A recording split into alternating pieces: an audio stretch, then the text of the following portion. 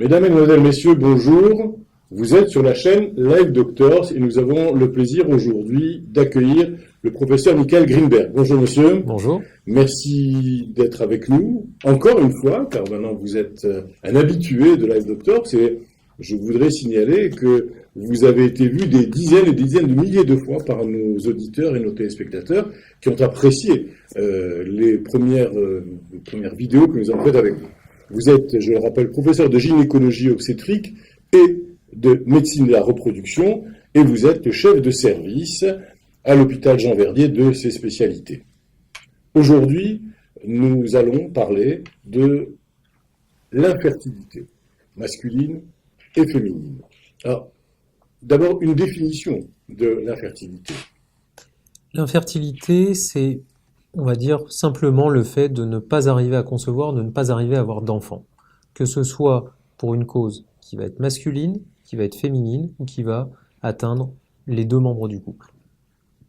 Il faut la différencier de la stérilité, qui est un concept qui, lui, va bien entendu conduire au fait de ne pas pouvoir avoir d'enfant, mais qui est un statut rédhibitoire.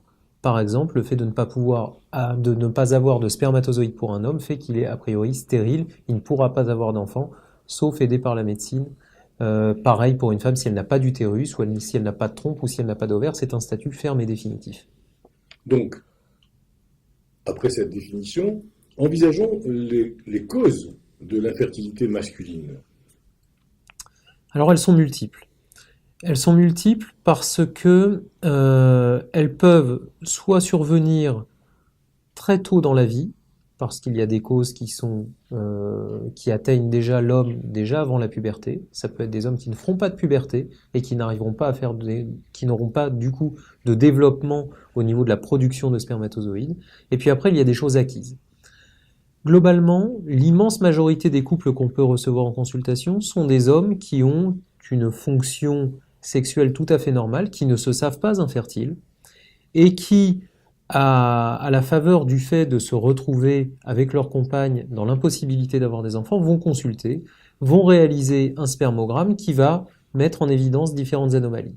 Soit des anomalies extrêmement sévères, qui pourront conduire par exemple au fait de ne pas avoir du tout de spermatozoïdes dans l'éjaculat, donc c'est ce qu'on appelle de l'azoospermie, et là il y a des causes qui vont être des causes génétiques, il y a des causes qui sont des causes acquises type infection, type obstruction, pour des raisons diverses et variées, et puis il y a des causes qui sont moindres que cette azoospermie, qui sont ce qu'on appelle des oligoasténotératoszoospermies, terme un peu barbare, qui définit le fait d'avoir peu de spermatozoïdes, peu mobiles, de forme anormale. Et donc c'est la différence entre l'homme azoosperme qui est a priori stérile, qui ne peut pas avoir d'enfant, sauf on le verra après avec des traitements, ou l'homme qui a ce qu'on appelle une oligoasténotératoszoospermie, qui lui a une atteinte qui n'est pas ferme et définitive et qui pourrait avoir des enfants naturellement, mais qui, pour des raisons parfois inconnues, n'arrivent pas à en avoir, et de temps en temps, ces hommes-là sont capables quand même de concevoir tout à fait naturellement.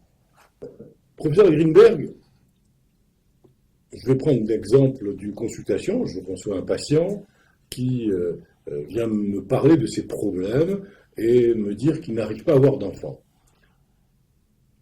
Que dois-je lui dire avant de vous l'envoyer ? Alors, il faut déjà l'interroger pour essayer de voir pourquoi. La première des questions à poser, c'est est-ce qu'il a des rapports sexuels qui sont possibles ? Est-ce qu'ils sont complets, c'est-à-dire avec éjaculation à l'intérieur du vagin de sa femme, puisque c'est la base pour, a priori, concevoir. Ensuite, on va s'enquérir d'un certain nombre de facteurs qui sont des facteurs environnementaux. Quel est son type de profession? Est-ce qu'il est exposé à des toxiques, à de la chaleur excessive, dont on sait qu'elle peut être délétère pour la production de spermatozoïdes? Et fort de toutes ces informations, on va s'aiguiller avec ses antécédents de chirurgie dans l'enfance, de notions d'épisodes infectieux éventuels. On va être capable d'orienter vers un certain nombre d'examens qui passeront systématiquement vers la réalisation d'au minimum un spermogramme, qui sera éventuellement renouvelé 3 mois après en cas d'anomalie, et qui pourra déboucher, le cas échéant encore derrière, vers des examens d'imagerie, type échographie, type examen de génétique, en fonction des causes suspectées. Quelles sont les causes donc, que vous pouvez rencontrer? Alors, outre les causes relativement rares qui sont les causes appelées balistiques, les problèmes de sexualité complète qui permettent d'exposer correctement sa femme à la grossesse. L'immense majorité des anomalies qu'on va retrouver sont des anomalies diverses et variées sur le spermogramme, ce qu'on appelle une oligo-asténoteratozoospermie. J'emploierai le terme d'OATS parce que c'est quand même beaucoup moins barbare et beaucoup plus simple. Et cette anomalie, il faut savoir quand même qu'un spermogramme, il n'y a rien de plus variable qu'un spermogramme. On sait d'un spermogramme à l'autre, on peut avoir des variations de l'ordre de 200%. C'est pour ça qu'on demande systématiquement un contrôle à 3 mois pour s'assurer que les anomalies constatées se pérennisent dans le temps. Quand on retrouve ces anomalies-là, on va aller rechercher des origines à cette OATS ou à cette azoospermie s'il n'y a vraiment aucun spermatozoïde. Et là, on va aller rechercher plutôt des causes qu'on va séparer en deux. Des causes sécrétoires, problème de production de spermatozoïdes par les testicules, ou des problèmes excrétoires, des problèmes, on va dire, de tuyauterie, où c'est les voies génitales excrétoires, tout ce qui va permettre aux spermatozoïdes de partir des testicules et d'aller jusqu'à la sortie, qui peuvent être perturbées. Et en fonction de ça, les anomalies qu'on va pouvoir constater, il peut y avoir des causes qui sont infectieuses, des causes qui sont génétiques, que ce soit dans les causes obstructives ou dans les causes sécrétoires. Quelle est la durée du processus thérapeutique pour arriver à un résultat? Le parcours en termes d'assistance médicale à la procréation est un parcours qui est quand même relativement long, malheureusement. La première étape, c'est l'étape du diagnostic, qui va nécessiter des bilans pour essayer de confirmer le diagnostic, pour essayer de trouver une cause éventuelle. Et il faut savoir que même si c'est une cause qui est a priori masculine, il va falloir faire des examens chez la femme également. Parce que dès lors qu'on doit passer par de l'assistance médicale à la procréation, c'est principalement la femme qui va être intéressée par les traitements. Et donc l'étape de bilan va prendre entre 2 et 3 mois en moyenne. Ensuite, va venir le temps de la technique, et là, ça va dépendre s'il doit y avoir des prélèvements chirurgicaux chez le conjoint, chez le mari ou pas, chez l'homme, s'il y a des anomalies de production de spermatozoïdes, ou alors si on peut passer directement par de la technique d'assistance à la procréation, juste avec un recueil de sperme tout simple. Il faut se dire que globalement, il faut se donner à peu près 6 mois pour exposer un couple à la grossesse quand on est dans des causes masculines exclusives. Et les taux de succès sont relativement variables et vont notamment dépendre de l'âge de la femme, paradoxalement. Le facteur masculin est finalement très peu limitant. Mais il y a un âge limite pour la femme? Alors il y a un âge limite pour la femme à partir duquel les taux de succès sont considérablement moins bons. On va dire qu'à partir de 40 ans, on est sur des chances de succès en assistance médicale à la procréation qui sont moins bien performantes, pour la bonne et simple raison que le vieillissement ovarien fait que la capacité des ovules à pouvoir donner un embryon et un enfant en bonne santé est de fait moins bonne. C'est juste un processus physiologique. Et l'assistance médicale à la procréation ne permet pas d'améliorer les problématiques d'âge ovarien. Donc elle va être capable de traiter le problème masculin, en tout cas de shunter le problème masculin s'il y en a un, mais ne permettra pas d'améliorer s'il y a une cause féminine, et notamment une cause de vieillissement ovarien. On va mieux exposer la femme à la grossesse s'il y a un problème masculin avec, mais on ne palliera pas le problème lié si il est prépondérant. Si le problème prépondérant est celui de l'âge féminin, on n'arrivera pas à le résoudre. Quels sont les traitements que nous pouvons proposer à ces patients? On est relativement démunis en termes de traitement pour ces hommes, le plus souvent, il faut le savoir, parce qu'en général, les causes qui se traitent directement médicalement sont des causes de défaut de production de spermatozoïdes, donc des causes sécrétoires, en rapport avec des anomalies hormonales. Si c'est un déficit hormonal vrai, qui est d'ailleurs souvent connu au préalable par défaut de puberté, donc c'est des causes relativement rares, celles-là se traitent assez bien. Il faut savoir que ces hommes qui présentent un défaut de production hormonale par notamment les glandes du cerveau, que ce soit l'hypophyse ou l'hypothalamus, on va être capable de pallier ce déficit hormonal en leur administrant des traitements à base d'injection qui s'appellent de la FSH et ou une activité LH pour leur permettre de réinduire un processus de spermatogénèse, de production de spermatozoïdes qui est défectueux chez ces hommes. Ceci étant, ces causes sont relativement rares, il faut le savoir, et l'immense majorité des oligoasténospermies ou des azoospermies ne vont pas pouvoir faire l'objet d'un traitement médical direct. Il va falloir essayer de passer par des techniques d'assistance médicale à la procréation en sachant que leur femme n'a peut-être elle-même pas de problème.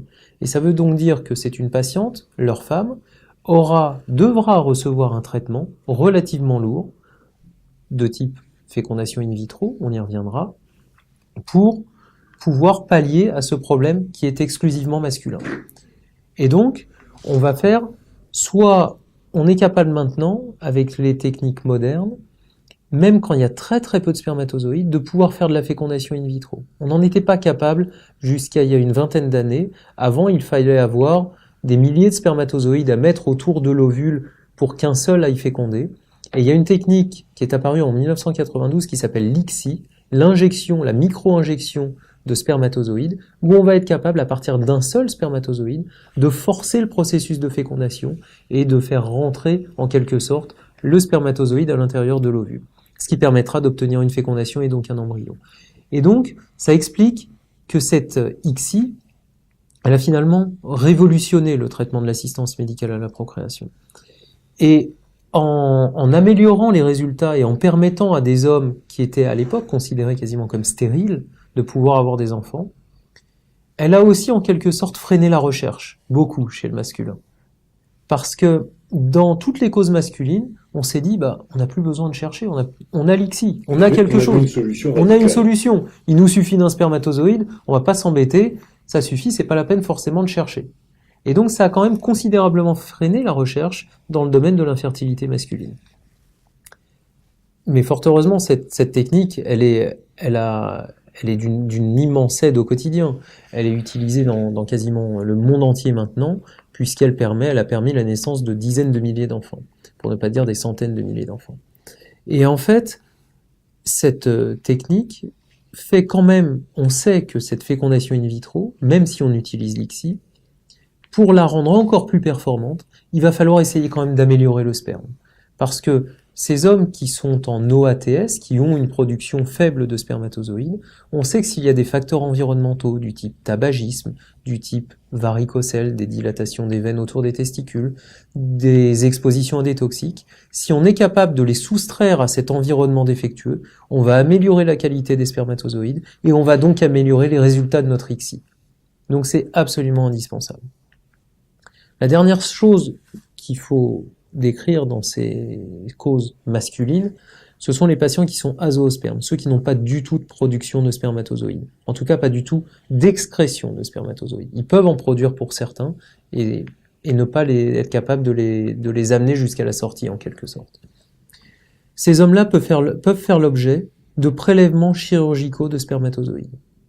On va aller récupérer directement dans les testicules ou alors éventuellement dans les canaux qui sont juxtaposés très proches du testicule, s'il y a une obstruction, on va pouvoir aller chercher des spermatozoïdes directement à la source pour aller les utiliser ensuite par des techniques d'assistance médicale à la procréation de type ICSI. Alors il faut distinguer dans ces cas-là les causes obstructives et les causes sécrétoires.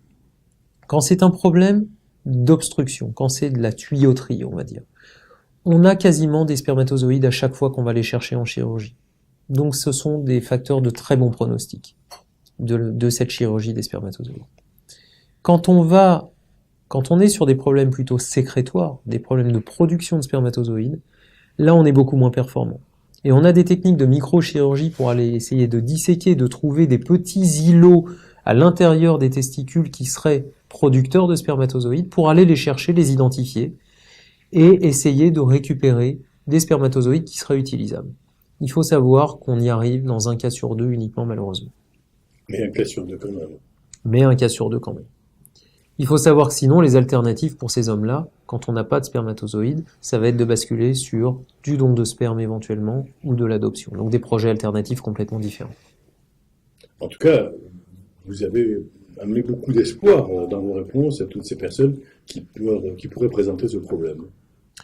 Mais je crois qu'il y a beaucoup d'espoir parce qu'en fait, on a quand même, via ces techniques, même si elles doivent passer vers des chirurgies et des traitements relativement lourds, elles ont quand même fait preuve de leur efficacité.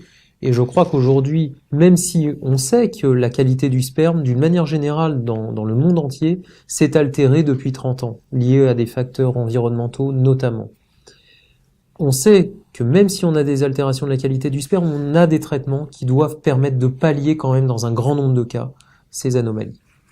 Je vous remercie pour ce message d'espoir. Merci.